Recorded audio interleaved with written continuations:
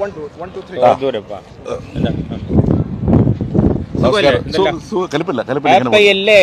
അമ്പരെ ശ്രദ്ധിക്കണ്ടേ, ഇതൊക്കെ ശ്രദ്ധിക്കണ്ടേ. കണ്ടല്ലോ Sanju സാംസന്റെ award medal അവിടെ നിന്നല്ലേ, മെഡൽ നിന്നല്ലേ കറക്റ്റ്. എവിടെ വേണം തുടങ്ങിക്കോ. അത് തന്നെ. ഇതാ വിമൽ ചേട്ടാ, ഇതാ വിമൽ ചേട്ടാ, നമ്മുടെ വിമൽ ചേട്ടനാണ് വീഡിയോ എടുത്തോണ്ടിരിക്കുന്നത്. വിമൽ ചേട്ടൻ പണ്ടൊരു വീഡിയോ ചെയ്ത് നമ്മുടെ ആൾക്കാരെല്ലാവരും അത് തന്നെ പണ്ടൊരു വീഡിയോ ചെയ്ത് ഹിറ്റാക്കിയിട്ടുള്ളതാണ് വിമൽ ചേട്ടൻ.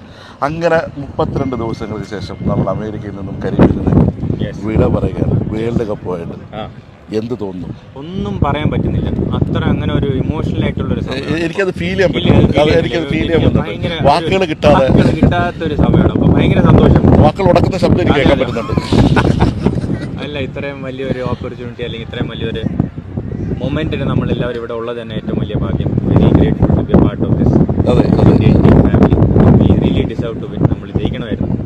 ഈ ടീം നമ്മൾ കുറെ ഇങ്ങനെ പഠിച്ചുകൊണ്ടിരിക്കുക. നമ്മൾ ഫൈനലെത്തും, സെമി ഫൈനലെത്തും, അവിടെ പോവും ഇവിടെ പോവും. അങ്ങനെ അവസാനം ഈ പ്രാവശ്യം നമുക്ക് എല്ലാവർക്കും അറിയാമായിരുന്നു ഇപ്രാവശ്യം വേൾഡ് കപ്പ് ക്രിക്കറ്റ് നമുക്കൊരു വേൾഡ് കപ്പ് തരുമെന്ന് നമുക്കറിയായിരുന്നു. അത് നമുക്ക് കിട്ടിയാലും വലിയ സന്തോഷം, വളരെ സന്തോഷമാണ്. അപ്പോൾ ഇനി സ്വകാര്യം പറയാം. മലയാളികൾ 2-3 മലയാളികളുണ്ടെങ്കിൽ, ഒരു മലയാളിയെങ്കിലും ഉണ്ടെങ്കിൽ വേൾഡ് കപ്പ് കിട്ടും എന്നുള്ളതിനെ കുറിച്ച് എന്തെങ്കിലും അത്തരം ശാസ്ത്ര പ്രചരണങ്ങൾ വിശ്വസിക്കുന്നുണ്ടോ? ഇനി വിശ്വസിച്ചേ പറ്റൂ. അത് അങ്ങനെ ആയി പോയില്ലേ ഇനി.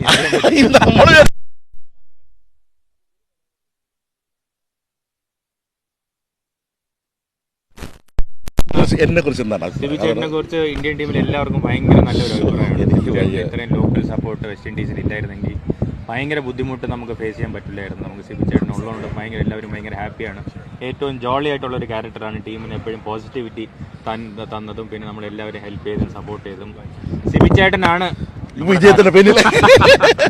നമ്മുടെ നാട്ടിൽ അറിയാമല്ലോ, സഞ്ജുവിനോട് മലയാളികൾക്ക് എന്നും ഒരു പക്ഷേ മലയാളികൾ ഇത്രയും സ്നേഹിച്ച വേറെ മനുഷ്യൻ കാണത്തില്ല.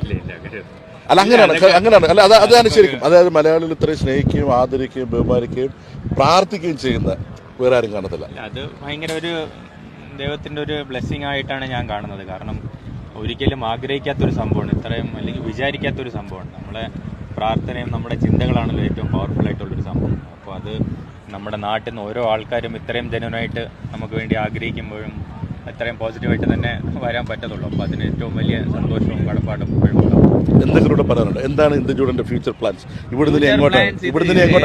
അതല്ല ക്രിക്കറ്റിന്റെ ഫ്യൂച്ചർ പ്ലാൻസ് അല്ല, ഇമ്മീഡിയറ്റ് ഇവിടെ കഴിഞ്ഞാൽ എന്താണ് അടുത്ത സ്റ്റെപ്പ്? കഴിഞ്ഞല്ലോ, കപ്പം മേടിച്ച് നമ്മൾ ചോറും കഴിച്ച് ഇനി അടുത്ത വണ്ടിക്ക് എയർപോർട്ടിൽ പോയ പോലെ. ഭയങ്കര ഒരു മൊമെന്റ് ആണ് ഇത്. നമ്മൾ പെട്ടെന്ന് അടുത്ത സ്റ്റെപ്പ് ആലോചിക്കാൻ പാടില്ല. നമ്മളിപ്പോൾ ഇവിടെ നിന്ന് ഇതൊന്നും ആഘോഷിക്കണം. വെസ്റ്റ് ഇൻഡീസിൽ സിബിചേട്ടനുമായിട്ട് ഇന്ത്യൻ ടീമായിട്ട് നമ്മൾ ഇന്ന് തകർക്കും.